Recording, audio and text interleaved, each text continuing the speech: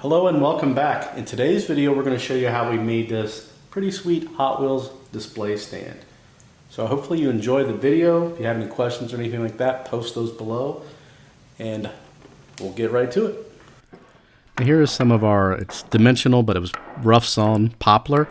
Originally I thought this was cherry, got it on Marketplace because it was dark, it was weathered, but lo and behold it was poplar. So the first thing we're going to do is take it to our miter saw and cut it to the approximate length.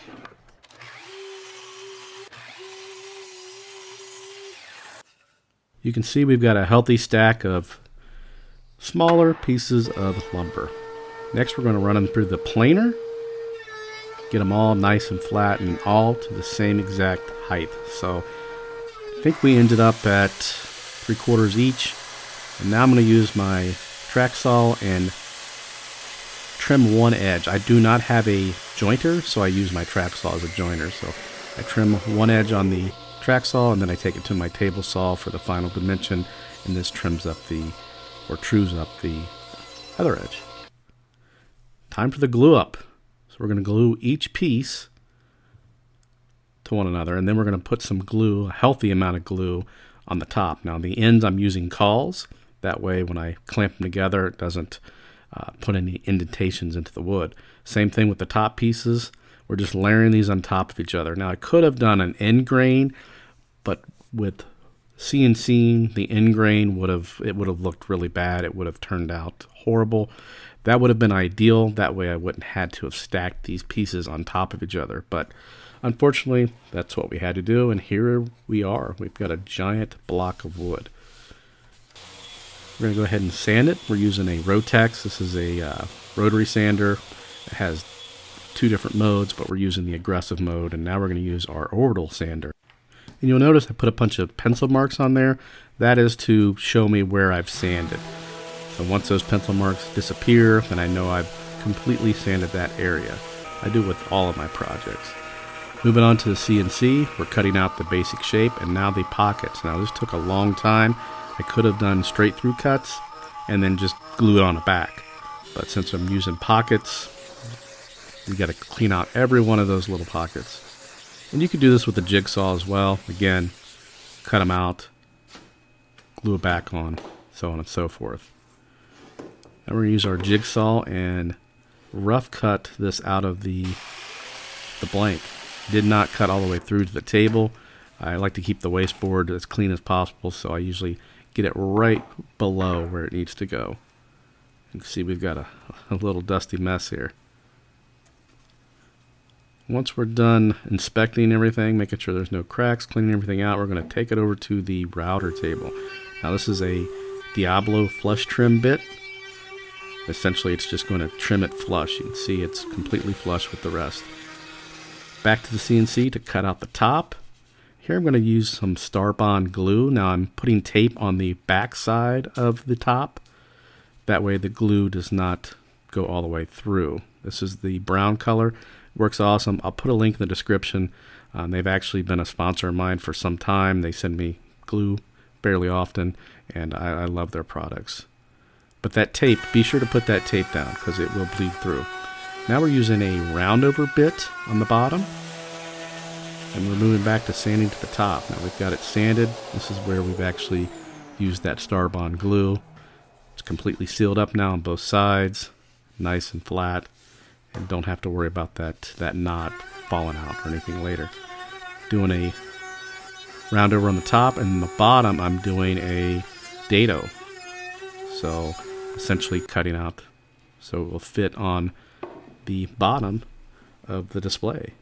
Here you can see a little bit of that movement I talk about. That way the pieces do not, allows them to contract and expand and they don't get stuck together or crack.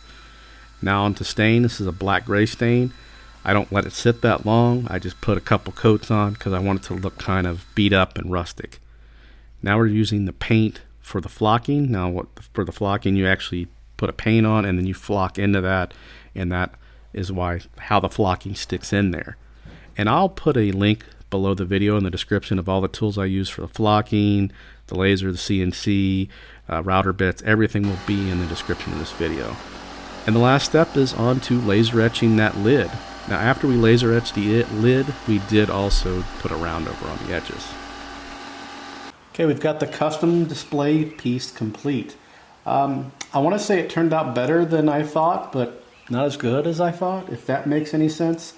I really like the op laser. I like how we were able to get this pattern on here, and then it did look a little dark for me, but I wanted to make it look kind of rustic because this is just like poplar wood, so I could either stain it really well or just make it look rustic, so I decided to go with that. It does have a coat, or actually 5 coats of clear on it, but you can still feel all of the laser etching.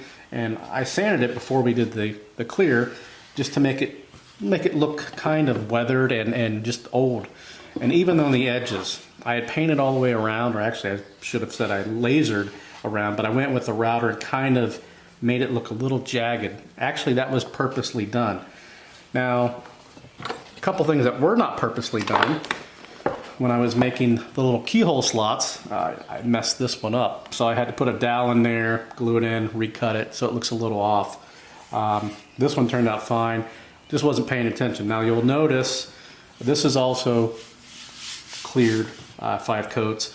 The edge has about 7 coats, and you'll notice there is a difference there. The reason being is I actually sanded this down some more, and then I refinished it. So I could have refinished the whole thing, but again, I kind of wanted to go for that kind of rustic kind of look, and I think I achieved it. I think if I would have just redid the whole thing, maybe it would have kind of ruined that effect, but this is on the back, so it doesn't really matter either way. I don't know why I spent so much time on the back, but it's really smooth, and it's, again, it's poplar, so it's not the most expensive wood in the world, and you can definitely see where we double those pieces up.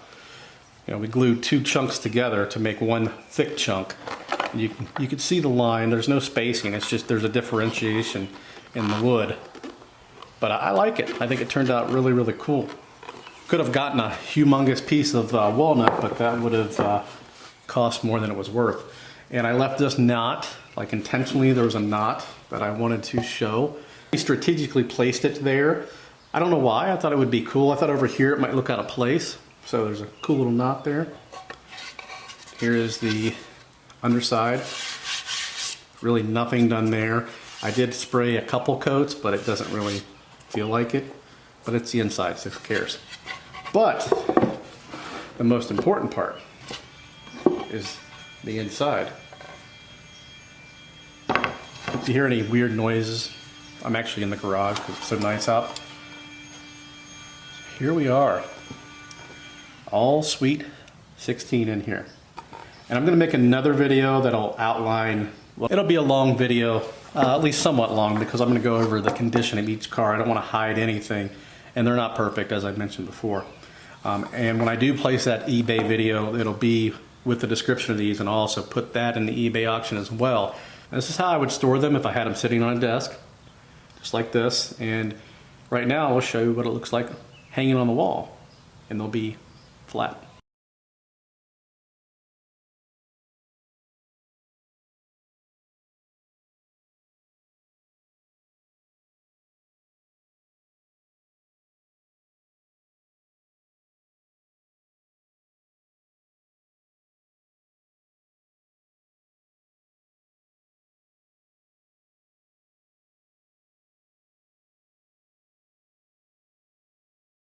So hanging on the wall looks pretty cool. Now, if you do want to hang this on the wall, this will not stay in place. I suppose you could drill some magnets, put magnets in there, and then it could stay in place that way.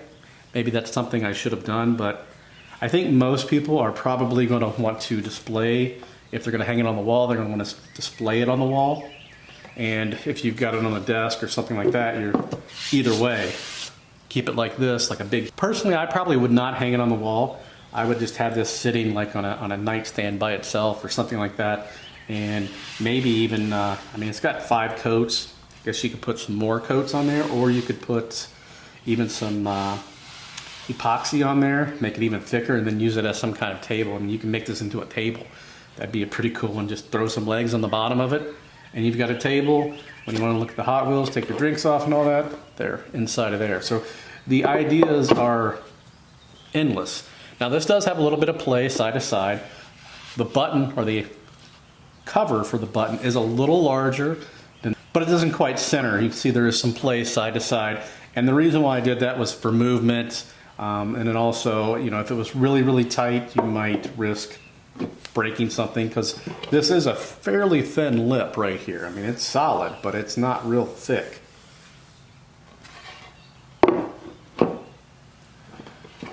Now, I could have configured this in a little bit different way to make this a little bit smaller, but I thought this way looked the best.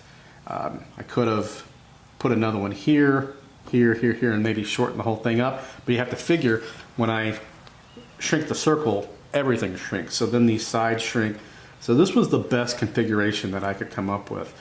I've done it a couple of different ways. I could have had them going everywhere, every which way but loose, but I wanted it to be kind of universal. So I wanted it to be able to be hung on the wall if you want that option, or just sitting on the desk. Again, I would probably, thinking about it now, I'd probably make a table out of it, get some Total Boat, just gel this up, just lots of epoxy, that way it doesn't get damaged, and you can have a little table, and like I said, just have them there. That would be really, really cool. And then when you want to view those, just pop it off. So hopefully you enjoyed this. I thought it was kind of creative. I'm usually not very creative, but I thought, hey, I hadn't seen anything like this. I was going to originally make a nice case with dovetails, you know, make it real fancy and use some walnut and some curly maple or some figured maple. But after I thought about it more and more, I thought, why not just make a huge Hot Wheels button? I don't know why I chose the Custom Firebird. I don't know, that's probably not my favorite car in there, but it is in there. But I thought that would look, I don't know, just thought it was the best one. So I think that's going to wrap it up for this one. Hopefully you enjoyed the making of this custom case. It was a lot of fun. It took a decent amount of time. The laser and the CNC did a lot of the work, but just refining things, it takes quite a bit of time.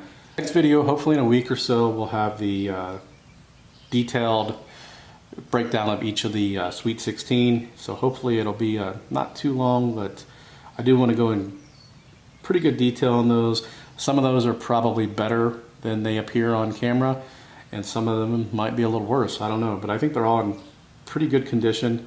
Probably better than what you would have gotten originally, but they're not perfect. And some of the hoods don't exactly have a pen in them here and there.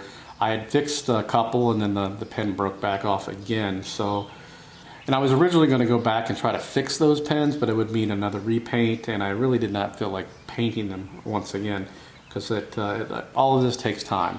They're not difficult, it's just with filming and then trying to get a good angle, which I'm horrible at, and I'm sure you all know that. It's difficult. It's so much easier just to bang them out and not making a video, even though it may not show a lot of content, but there's moving the camera, and then you hit the camera, you gotta do the shot over again. There's a lot that goes into it, even on the simple ones. So if you have any questions or comments about this or the opt lasers, I will post a link in the description below the video where you can check out the opt laser. It's pretty awesome if you've got a variety of different CNCs. I have the X-Carve, the latest X-Carve, not the Pro, but the 1000mm by 1000mm, the 2021 version. They've got them for Shiboko, they've got them for a lot of different ones, and it's pretty awesome because you don't have to have yet another thing taking up space. So, you know, the CNC is fairly large, and a laser pretty large, especially one that can do that kind of real estate.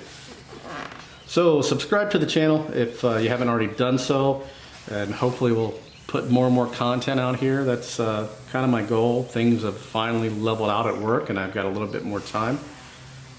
And I'm just going to have to keep on talking over this guy weed whacking because he's been doing it for like 25 minutes. Anyway, as always, thanks for watching, and have a great day.